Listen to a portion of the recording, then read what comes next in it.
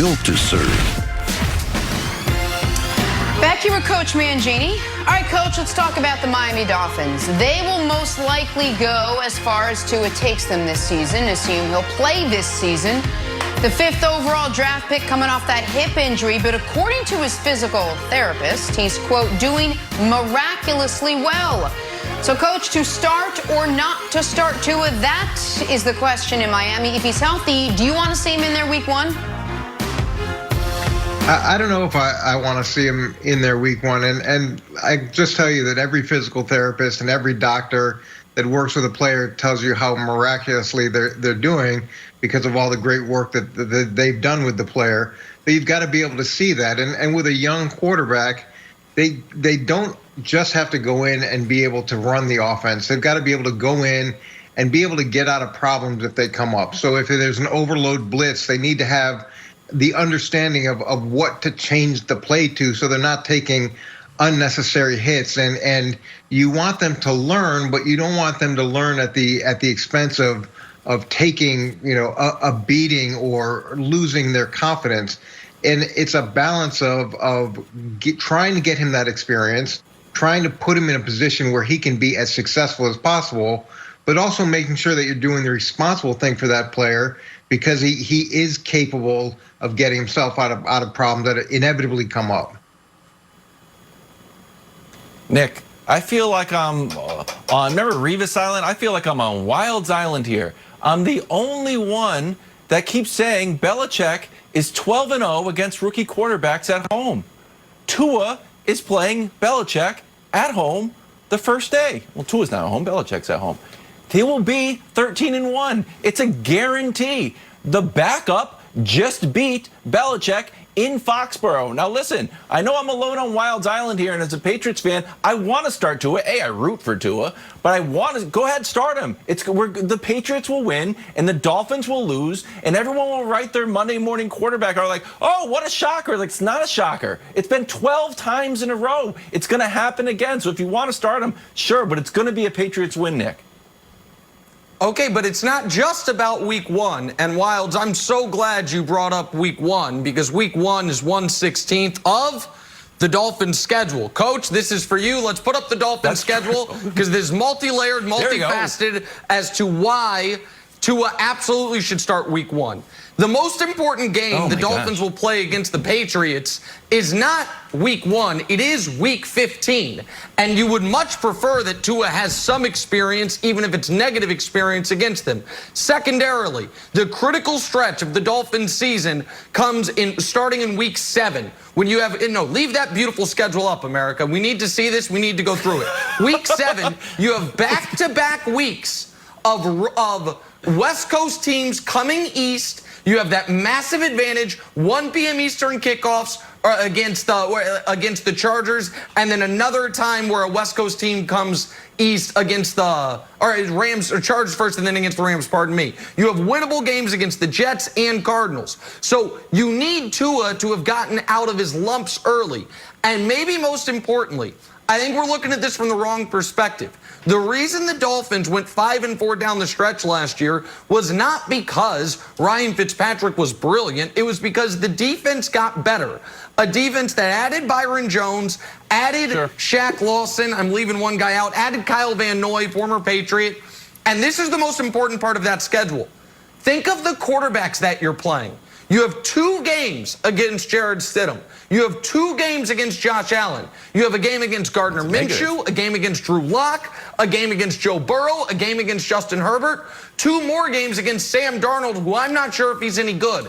That's 10 of your 16 games where you might actually have the better quarterback in Tua. So for all those reasons, get him going, be 8-7, Jenna, going into week 17 at Buffalo with a playoff spot on the line. Let's go, Miami. I got to jump in for 1 second, though. The PT didn't just say he's had a miraculous, schedule of training and rehab, and he looks great. He said it's so rare to have strength back after surgery like this. I feel like you're playing with fire if you're going to throw him in there if it's so rare that he's come along so quickly. And check this out, though. Our friends at Fox Bet have the Dolphins win total increasing from 6 to 7 if Tua starts all 16 games. So, Coach, I guess I would ask you, if he's healthy and they do start him, how much better would the Dolphins season as a whole be? You saw the schedule Nick just put up with Tua as the starter, obviously over Fitzpatrick.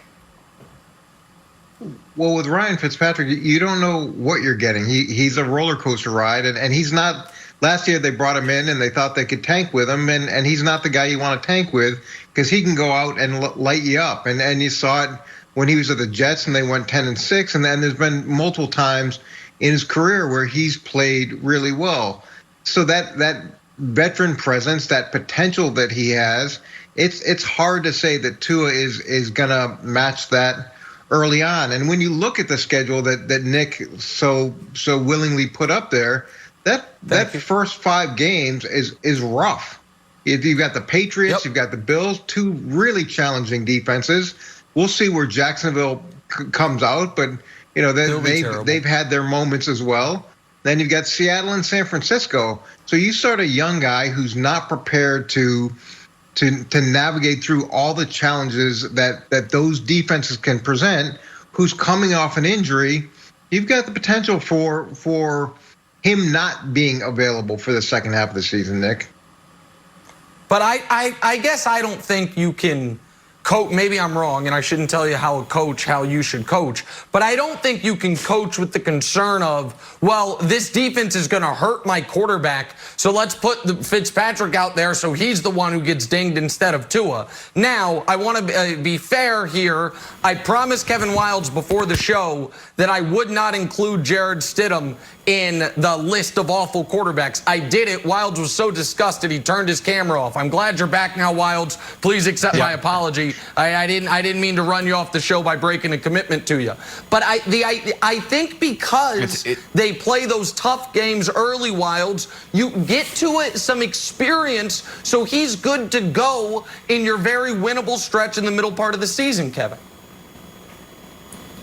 Yeah, so for just a clarification, I didn't actually unplug. It's an algorithm that I have over my whole house that immediately, if there's any Jarrett Stidham slander, the whole thing shuts down, includes the microwave or anything else. It just the whole house just goes off. Look, I think it comes down to this, Coach, and you tell me if I'm wrong. Are the Dolphins trying to win or not? Are they trying to win this year, or is this a developmental year, or are we trying to do both? Because if you're trying to win, you start Ryan Fitzpatrick for a while, and then they hand the keys of the car over. If you're saying, like, yeah, let's start Tua and have him lose, like the old Peyton Manning, 3-13, 13-3, sure, that's what it feels like Joe Burrow's going to happen. But if they just came off a big winning streak last year, and you know the beginning of the season is brutal, let him learn a bit so he doesn't get, I wrote it down, Coach, overload blitz. Once that overload blitz comes, watch out, Coach. Yeah, I feel a little frustrated for you and your family. Your house must be dark quite often if it's based off a Stidham negative comment. Okay, all right.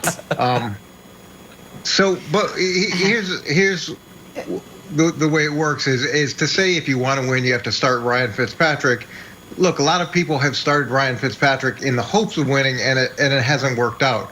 You would love to play your young quarterback early, but you'd also like to play him if he's ready. You don't want to go and put him out there and have him get his head beat in and have his confidence be shaken. And not just his confidence, but the confidence of the players around him can also be shaken. And you don't want that either. And in boxing, oftentimes with a young fighter, you'll get him fights against opponents. Those are guys that aren't very good, to build up his confidence so that when he gets into those fights that are meaningful, he's ready to go. And that's not something I'm making up, Nick. That's a reality. But also, and Nick, don't you think there's a psychological toll it plays on a young quarterback? There's so much pressure on Tua coming in, whether he'd be ready and healthy to throw him in, and you see what his first 4 of the 5 games are to start. Your guy Mahomes sat for a year behind Alex Smith. Baker sat behind Tyrod Taylor for a couple games before he went in. Just to let that part of the season get out of the way, put him in where there's at least more of a chance that he could build some of that confidence up? Yeah, I get that, but Mahomes was sitting behind a guy who'd made a couple Pro Bowls and for a playoff team in Alex Smith, not Ryan Fitzpatrick. And by the way, you know what I think will build to his confidence? If in the first 3 games of his NFL career, he's the best quarterback on the field. He's better than Stidham. I think he's better than Josh Allen. And I know he's better than Gardner. So, yes, weeks 4 and 5 suck, and they're brutal. Seattle and San Francisco. Those games are brutal for the Dolphins, no matter who their starting quarterback is. So get Tua out there, and I don't think that they have to approach it from Tua's got to carry us. Your defense should be able to win 6 of your 8 games against Stidham, Josh Allen, Gardner Minshew, Drew Lock, Justin Herbert, and Joe Burrow. That defense, coached by a defensive coach in Brian Flores, who just signed Byron Jones, who spent a lot of money on that defense this offseason, the defense, you could have not quite the approach the Steelers had last year, but something similar, which is ask our quarterback not to kill us, because that's the other part of Fitzpatrick. Fitzpatrick knows he can throw 5 touchdown passes in a game. And he goes into every game trying to remind everyone he can do it. So occasionally he throws 5 interceptions. I think Tua actually, oddly, as a rookie, is safer than Fitzpatrick as a guy who in his brain is Brett Favre. And so I think for the Dolphins, if he's healthy, and it appears he is, this is an easy decision, Jenna.